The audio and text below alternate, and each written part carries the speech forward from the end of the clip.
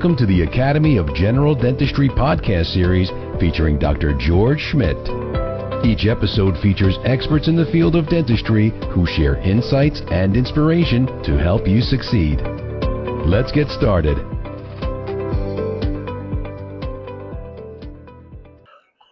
Hey, welcome back, everyone. We have another amazing show for you here today as we're recording live from AGD2026 in Las Vegas, Nevada, at another fantastic AGD scientific session.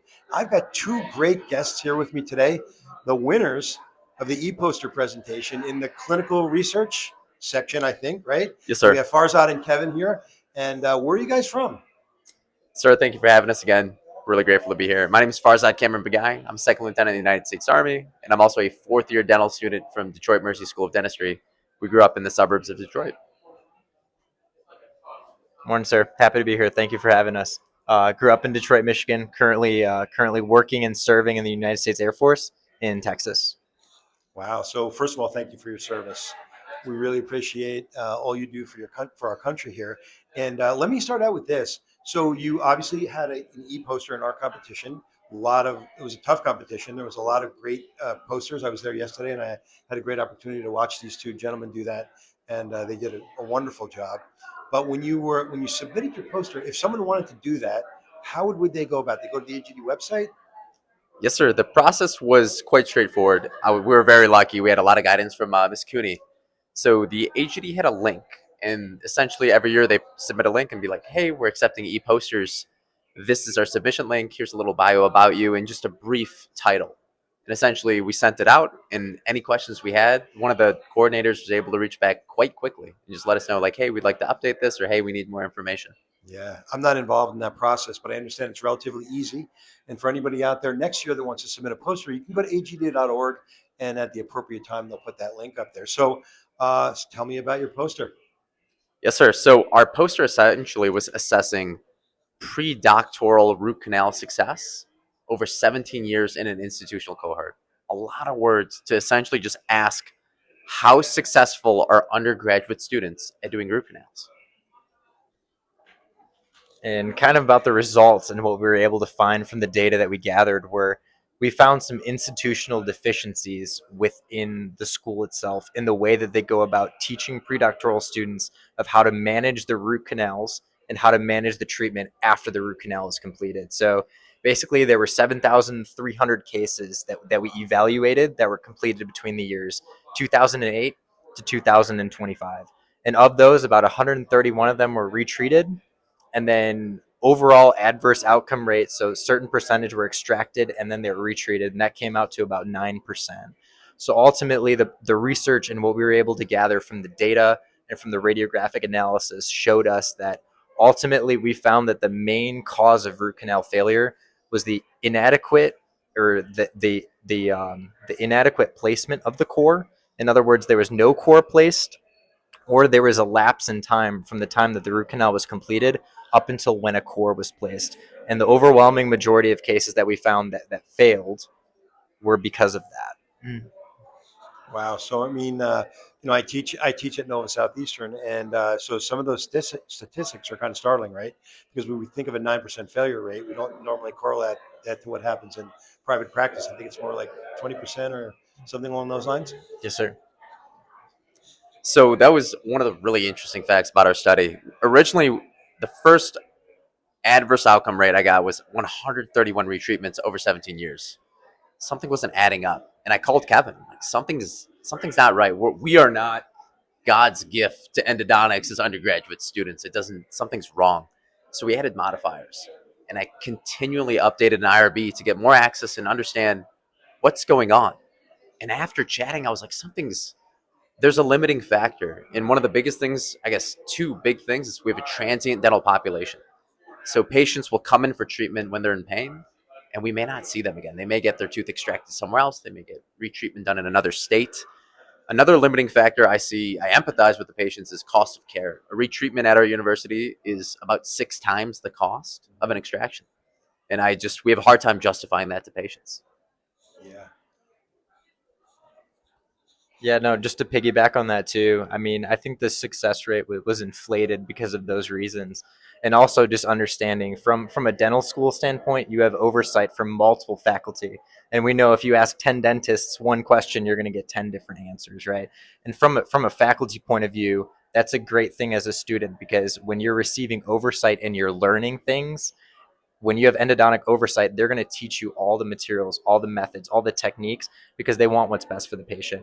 And in a dental school setting, you're really going to get the best of that. So those numbers also may have been inflated because of the check films that you need to take, the cone shot, the file shot, all that kind of stuff that goes into it as well. So those numbers may be inflated for those reasons as well. Yeah, and to your credit, you guys knew something wasn't right, and I got to give you hats off to your tenacity because you kept going back and going back and getting different IRB and getting more information, right?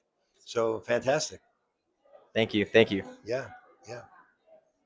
So so what conclusion? Give me the bottom line. What conclusion can we draw from this?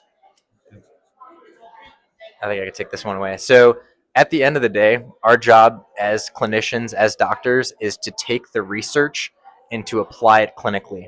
Because you can have all the data in the world, but if you can't find a way to improve the lives of your patients, the predictability of your success, in my opinion, there's no reason to do the research. There's two main takeaways that we got in terms of conclusions, two clinical takeaways that we can take home. The first one is that appropriate root canal disinfection and obturation are goals that we all strive for. Anybody who completes root canal therapy, that's something that we always strive for.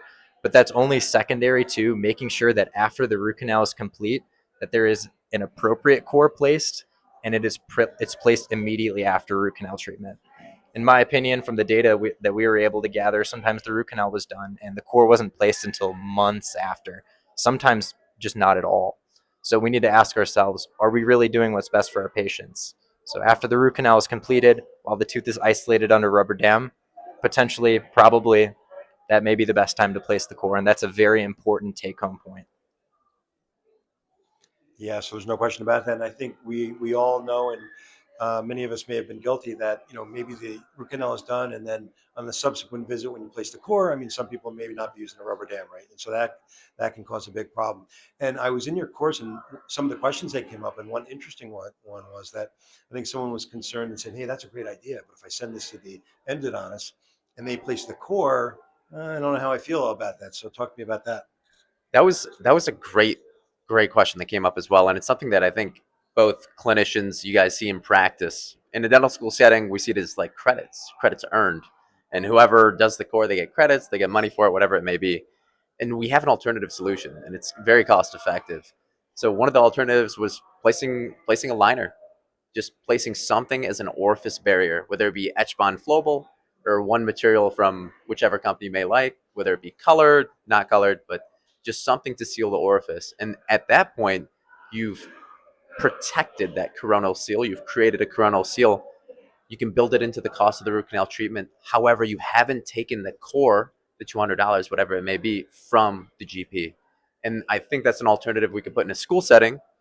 Same thing. I can seal the canal space. Essentially, my job is done for the root canal treatment, and then give it whatever time it may be. Whoever needs to do the core, whatever gets credit for the restorative procedure, they can still have that. However, the patient benefits in the end, and both people succeed. Yeah, no question about that. So really, again, it was a really fantastic presentation. These guys did a great job. I was very impressed with that. Great research. So what's next for you two? Oh, that's a great question. I think we're just so absolutely stoked to be here and to win this. Although surprised, we put a lot of hard work into it. A lot of hard work into it. I think we're still kind of coming off the high of how awesome this opportunity has been. Thank you guys for having us. I'd say the next step is just to continue to be inquisitive, have talks at the dinner table about how ways dentistry can be better, and then potentially find ways to improve our field, our research, and ultimately get the best results for our patients. Fantastic. Farzad, last word. I'm just very grateful to be here. We both paid our own ways to be here, and we've had a lot of support from them. And I'm very grateful that everyone on the back end that's essentially accepted us and really supported us in this journey. And hopefully I wrap up dental school in a good fashion and I can find a nice spot in an Army residency. Well, best of luck to both of you guys. I know you've got a fantastic careers ahead of you, and from what I've seen, you're gonna do amazing. So hats off to both of you. Thanks for coming on the program, and thanks for your service to our country. We appreciate you. Thank you for your time, sir. Yes, sir. Thank you very much. Thank you. You're welcome. And we'd also like to thank our producer, Kristen Gover. If you like what you heard, please like and subscribe to our channel. You can always find us on the AGD app, podcast, Apple Podcasts, Spotify, and SoundCloud, and of course on YouTube at General Dentistry.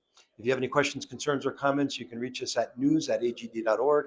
Thanks again, and we'll see you next time.